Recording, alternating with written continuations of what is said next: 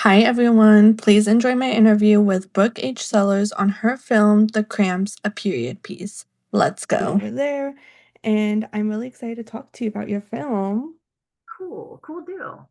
So I did watch it and I have to say I really enjoyed it.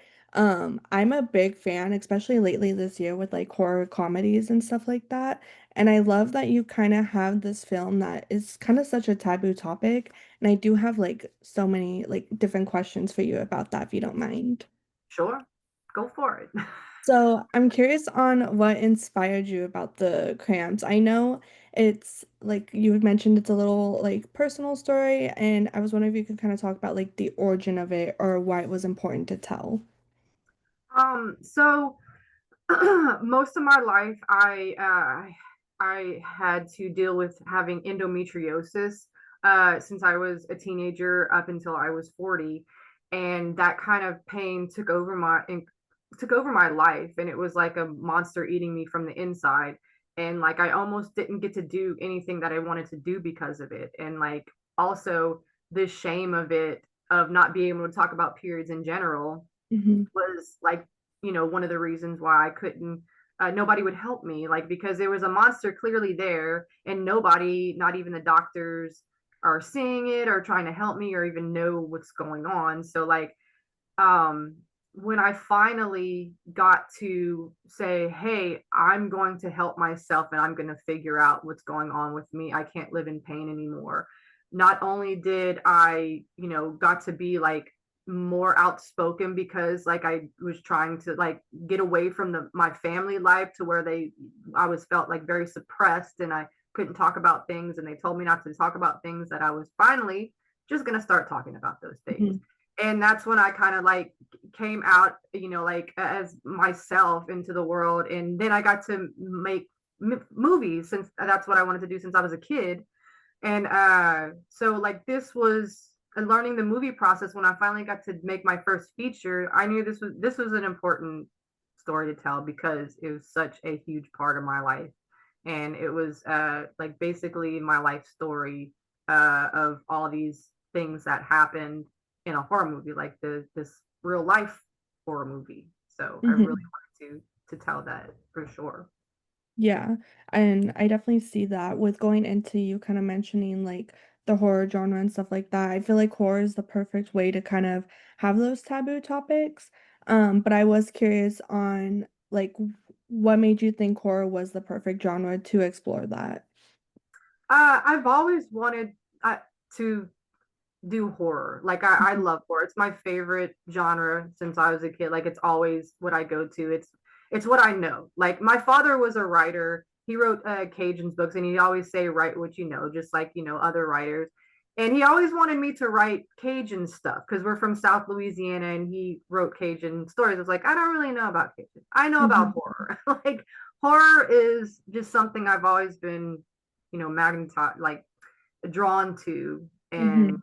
it's just it was never a question if I'm going to make horror movies. It's like this, if I'm going to make a horror movie, it's like a I didn't just decide. It wasn't a decision. It's just it was always just an unspoken uh thing that it's horror, like it just is. Yeah, I think it's definitely if you're gonna talk about a movie similar to like The Cramps, I feel like horror is kind of that perfect genre to tell. And especially like women that love horror, I feel like it's something that they'll be able to kind of like feel of how they felt when they were getting like their first menstrual cycle or things like that. You blended humor with real pain that women go through with their menstrual cycle, both physical, emotional. How do you find a balance during production?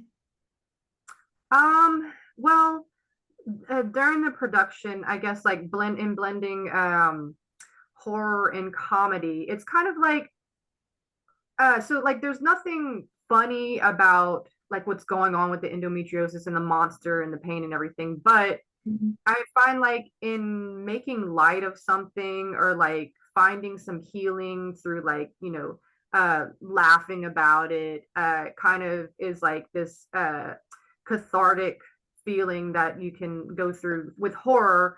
And it's not this like uh terrible thing that you just have to like uh um what's the word I'm looking for? Blah, blah, blah. You just like have this burden on your shoulder all the time instead Hmm. of just like having it there. You make light of it so you can kind of be free of it, and like even though you know it's there, you're going through the pain, you just kind of have to like make humor about it to get through the day, kind of like that. So Yeah. And then, sorry, I lost my thing. What do you hope people take away from the Cramps, but especially to viewers that maybe don't relate directly to the menstrual cycle? um so I'm sorry, say that one more time. Yeah, what do you hope people take away from the Cramps, and especially for viewers that don't relate or have the menstrual experience?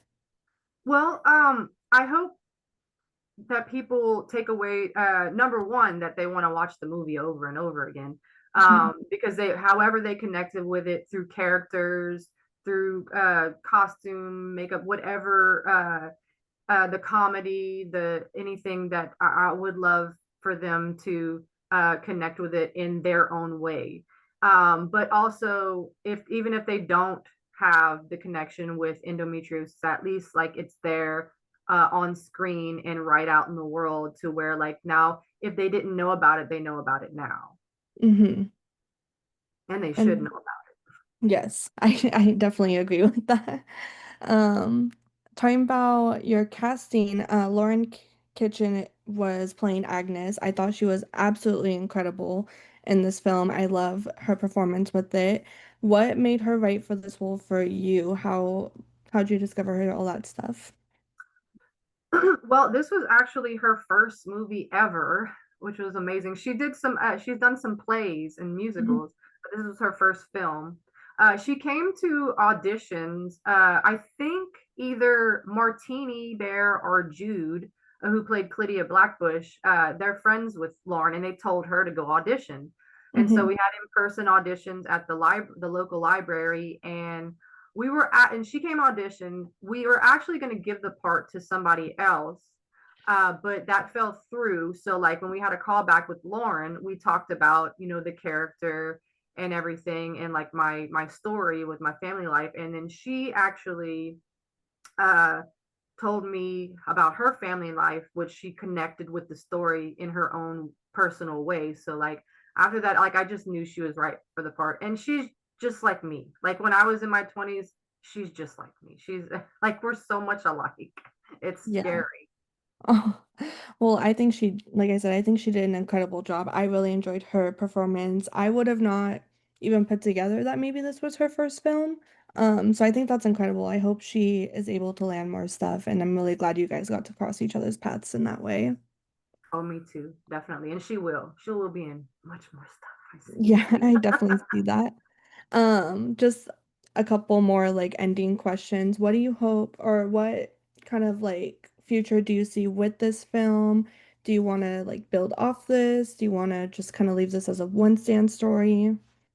I do want to leave the Cramps as the one story, but like there are thoughts of like maybe making an extension like of the beauty salon Okay. story, because I would love to like do either a, a film about the beauty salon, or a play like on it. I think that would be like something really to develop in its own world, because I think there's a lot more there we could like tell. It's like a setup.